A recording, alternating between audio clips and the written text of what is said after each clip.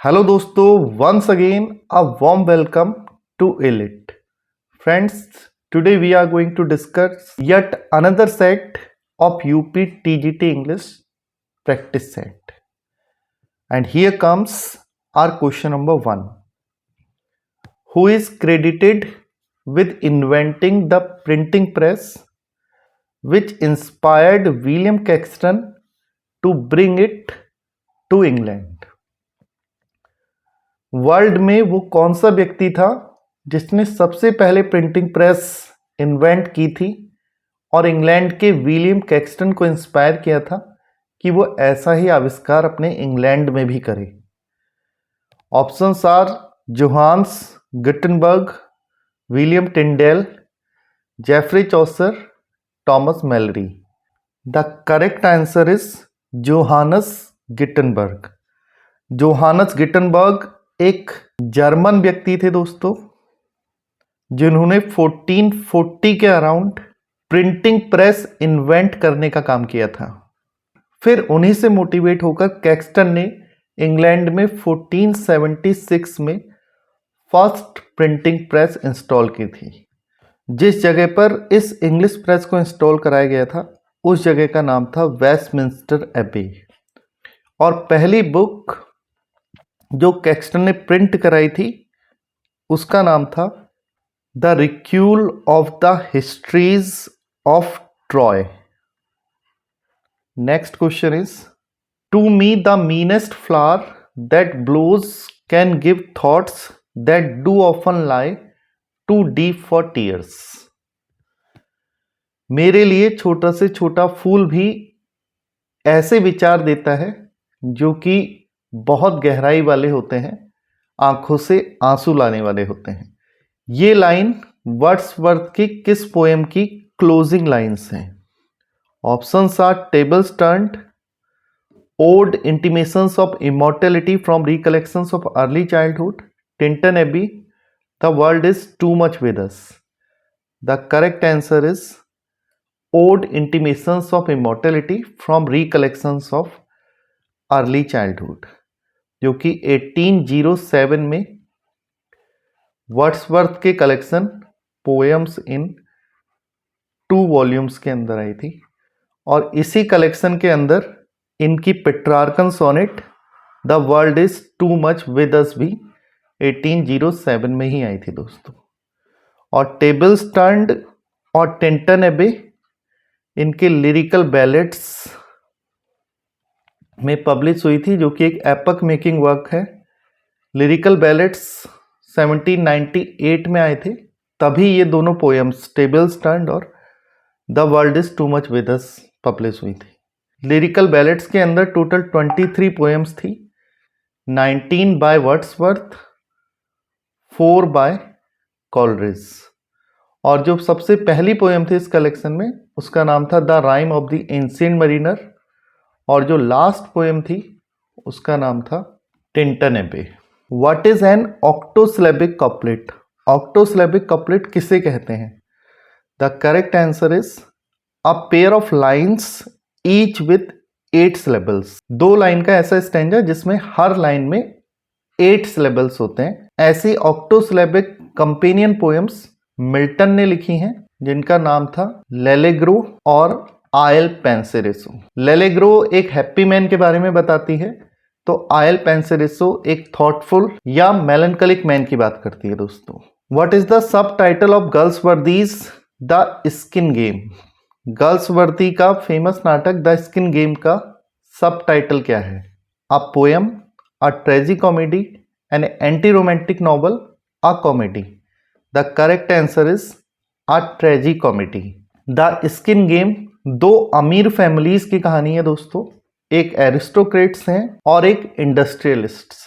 Means एक पुराने अमीर हैं जो हिलक्रिस्ट फैमिली है, और दूसरे नए नए बने हुए अमीर जो हॉर्न ब्लोअर फैमिली है. इन दोनों के बीच में झगड़ा सेंट्री वाली जमीन की वजह से छिड़ जाता है, और इन दोनों अमीरों के झगड़े में चोल, जो कि हॉर्न ब्लोअर की डॉटर है, वो फंस जाती है दोस्तों, और उसको सफर करना पड़ता है. और ये नाटक इस मोटो के साथ खत्म होता है, who touches pitch shall be defiled. जब आप बुराइयों के बीच में रहते हो तो आप पर कब बुराई लग जाए आपको पता भी नहीं चलता है. Next question is Wordsworth had his passion for nature fixed in his blood.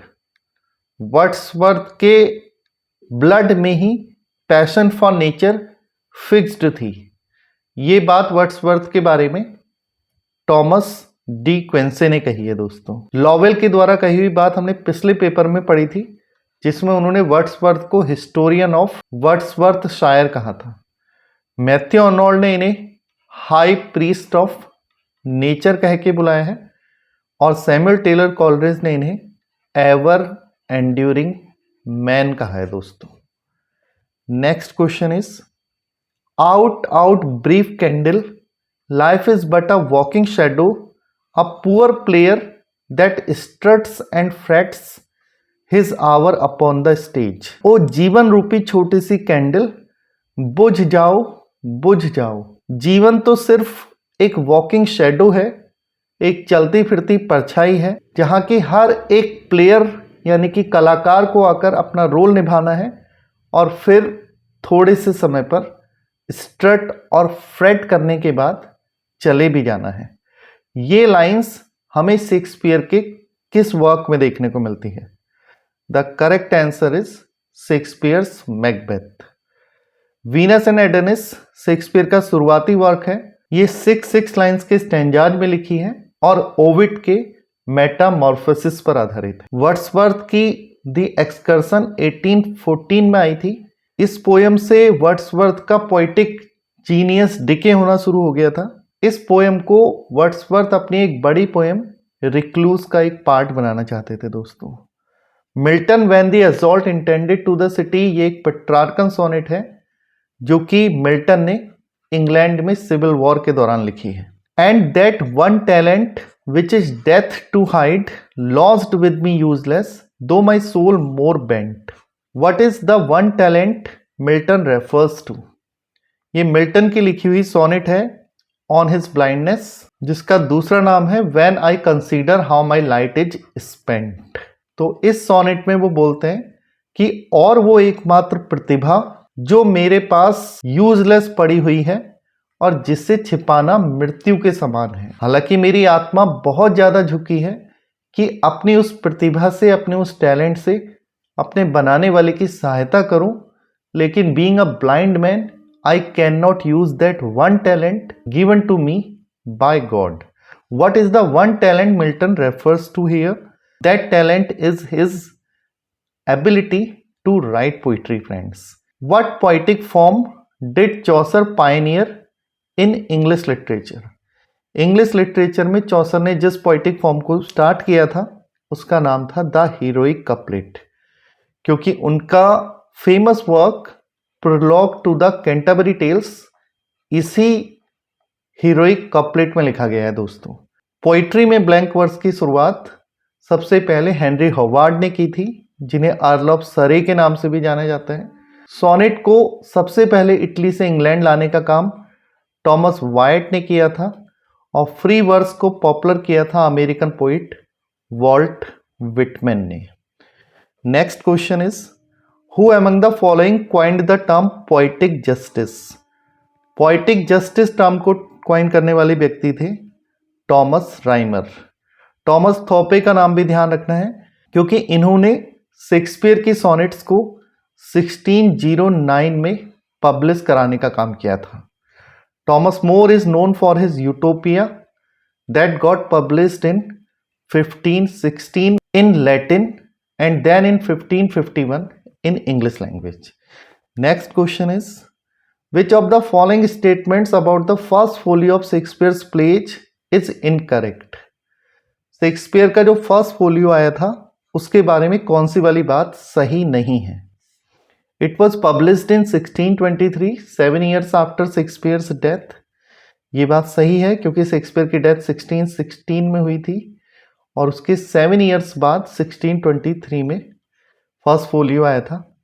It contains 36 plays of Shakespeare. ये बात भी सही क्योंकि जो शेक्सपियर के टोटल 37 प्लेज हैं उनमें से पेरिकल्स नाम का जो प्ले था वो फर्स्ट फोलियो के अंदर पब्लिश नहीं हुआ था. It was compiled by Shakespeare's close friends John Heminges and Henry Condell. This is again true. तो ऊपर के तीनों सही हैं. लास्ट वाला देखते हैं. The first folio was the first collection of Shakespeare's works published in his life time.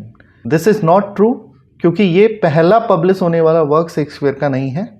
Shakespeare का फर्स्ट पब्लिश्ड वर्क था जो अभी हमने पीछे भी पढ़ा था, Venus and Adonis. So the answer will be the last one.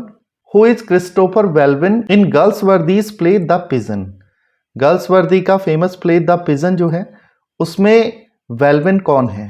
The correct answer is Wellwyn एक आर्टिस्ट है, deeply sympathetic to human sorrow and feelings, जो कि बहुत ही दयावान है और इतना दयावान है कि गरीबों की हेल्प के लिए वो अपना सब कुछ दे देना चाहता है.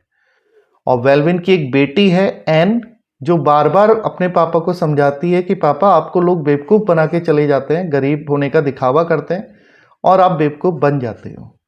तो एन थोड़ी प्रैग्मेटिक है, लेकिन क्रिस्टोफर वेल्विन बहुत इमोशनल किस्म के आर्टिस्ट हैं जिनके ब्लड में ही दूसरों की हेल्प करना है. इसीलिए वो एन की बात को सुनते तो हैं लेकिन फॉलो नहीं कर पाते हैं दोस्तों. Next question is what is the main feature of antithesis. Antithesis में क्या होता है? एंटीथेसिस जो एक फिगर ऑफ स्पीच है उसमें हम अपोजिट आइडियाज को बैलेंस करके लिखते हैं. जैसे united we stand, divided we fall और मैन प्रपोजेस गॉड डिस्पोजेस. इस तरीके के सेंटेंसेस एंटीथेसिस के अंदर आते हैं दोस्तों. एग्जेग्रेशन फॉर एम्फेसिस हाइपरबली में दिया जाता है. Giving human traits to non human objects, ये पर्सनिफिकेशन में होता है. A reference to something outside the text, इसको हम एल्यूशन के नाम से जानते हैं दोस्तों. Next question is their graves are green they may be seen 12 steps or more from my mother's door and they are side by side. Where do these lines occur? ये lines हमें Wordsworth के VR7 में देखने को मिलती हैं दोस्तों, जो कि लिरिकल बैलेट्स के अंदर ही 1798 में पब्लिश हुआ था. माइकल लिरिकल बैलेट्स के दूसरे एडिशन में आई हुई पोएम है 1800 में. Next question is the antonym of boisterous. Boisterous mean शोर शराबा करने वाला, हल्ला गुल्ला करने वाला, और इसका एंटोनिम हो जाएगा शांत यानी कि प्लेसेट. कनकॉर्ड अपोजिट है डिस्कॉर्ड का. Spurious is the antonym of genuine. और एक्सोनरेट का मतलब होता है पाप मुक्त करना, और जिसको दोषी ठहराया जाता है उसको हम अक्यूज कहते हैं दोस्तों. तो डिस्कॉर्ड का अपोजिट कनकॉर्ड, जेन्यून का अपोजिट स्परियस, अक्यूज का अपोजिट एक्सोनरेट और बॉइस्टर्स का अपोजिट प्लेसेड है दोस्तों. One who is hard to please, जिसको खुश करना बहुत मुश्किल होता है, उसको हम बोलते हैं fastidious. Fastidious is the person who is very hard to please. Cosmopolitan lover of the whole world होता है. विश्व प्रेमी को हम कॉस्मोपॉलिटन कहते हैं. एपिक्यूरियन वो होता है जो कि खाओ पियो मौज करो वाली फिलोसफी पर चलता है, एंजॉयमेंट की बात करता है. एसेंट्रिक सनकी किस्म के व्यक्ति को कहते हैं दोस्तों. विच of the following is an incorrect match. One word substitution है. इनकरेक्ट मैच कौन सा है? Science of human development anthropology होता है, this is correct. Science of time order, जब सीक्वेंस में हम चीजों को रखते हैं तो that is called chronology, it is again correct. Study of birds ornithology, right. लेकिन स्टडी ऑफ इंसेक्ट्स को एटिमोलॉजी नहीं कहा जाता, क्योंकि एटिमोलॉजी तो ओरिजिन और मीनिंग ऑफ वर्ड्स की बात करता है. स्टडी ऑफ इंसेक्ट्स को एटिमोलॉजी नहीं एंटोमोलॉजी कहते हैं दोस्तों. Next question is spot the correct spelling. Chauffeur की करेक्ट स्पेलिंग है CHAUFFEUR, जिसका मतलब ड्राइवर होता है दोस्तों. Next one is the best cure blank boredom is hard work, fill in the blank with an appropriate preposition. The correct answer is for. जब भी cure noun के रूप में यूज हुआ हो तब हम प्रेपोजिशन फॉर लगाते हैं, जैसे कि यहां पर हुआ है। लेकिन अगर क्योर वर्ब के रूप में यूज हो रहा है तब हम प्रेपोजिशन ऑफ का प्रयोग करते हैं, like he cured me of all the diseases. Which sentence is correct? इनमें से कौन सा सेंटेंस सही है? The correct answer is full many of flower is born to blush unseen. ये लाइन हमें टॉमस ग्रे की elegy written in a country churchyard में देखने को मिलती है दोस्तों, जो कि 1750 में लिखी गई थी। और रूल है कि मैनी आ के बाद सिंगुलर वर्ड ही यूज होता है और वर्ब भी सिंगुलर ही यूज करते हैं। ऐसे वर्ड जिनके बाद हमें सिंगुलर वर्ब यूज करनी होती है वो है ईच, आइदर, नाइदर, एवरी और मैनी आ, बशर्ते कि ईदर के साथ और ना आए और नीदर के साथ नॉर ना आए। ईदर के साथ अगर और आ जाता है, नीदर के साथ नॉर आ जाता है, तो हम बाद वाले यानी कि क्लोजेस्ट नाउन के हिसाब से वर्ब को डिसाइड करते हैं। Next question is identify the correct match. Compound preposition के अंदर about, before, behind, inside, without etcetera आते हैं, दिस इज करेक्ट। पार्टिसिपियल प्रेपोजिशन वो होते हैं जो कि या तो आईएनजी वाले हों या फिर थर्ड फॉर्म वाले। तो बारिंग, कंसीडरिंग, ड्यूरिंग, गिवन, ये पार्टिसिपियल प्रेपोजिशन है, this is again correct. Phrasal preposition जिनमें फ्रेज बनता है, एक से ज्यादा शब्द आते हैं, like away from, along with, by dint of, in spite of, this is phrase preposition. So all the above. Which of the following is not a rule related to subject verb agreement? Subject verb agreement से जुड़ा हुआ rule इनमें से कौन सा नहीं है? चलिए ऑप्शंस पे नजर डालते हैं। Singular objects with intervening phrases like along with, as well as. अगर दो नाउन अलोंग विद या एज वेल एज से जुड़े होते हैं तो हम सिंगुलर वर्ब का प्रयोग करते हैं, तो ये बात सही है। Compound subjects joined with either और, नीदर नॉर, अगर ऐसे वाले कंपाउंड सब्जेक्ट्स होते हैं तो verb agrees with the nearest subject, this is again correct. When using none the verb is always singular, ये सही नहीं है क्योंकि none का प्रयोग कभी हम सिंगुलर सब्जेक्ट के रूप में भी करते हैं तो कभी प्लूरल सब्जेक्ट के रूप में भी। Uncountable nouns like water, sand take a singular verb, this is again correct. So option C is not the right one. Which of the following is not a correct example of third conditional sentence? B is the right one. क्योंकि ये हमारा third conditional sentence के rule को follow नहीं कर रहा है। इसमें इफ के बाद वाले में हैड तो आ रहा है लेकिन यहां पर वुड हैव नहीं आ रहा है, so this is not the right one. बाकी सब में हम देखेंगे तो थर्ड कंडीशनल का रूल फॉलो किया जा रहा है। Had plus third form, would have plus third form, had plus third form, might have plus third form, had plus third form, would have plus third form. Now the next one is convert the following active sentence into passive voice. Who wrote this book? The correct answer is by whom was this book written? Next one, the opposite of lugubrious is, the correct answer is cheerful.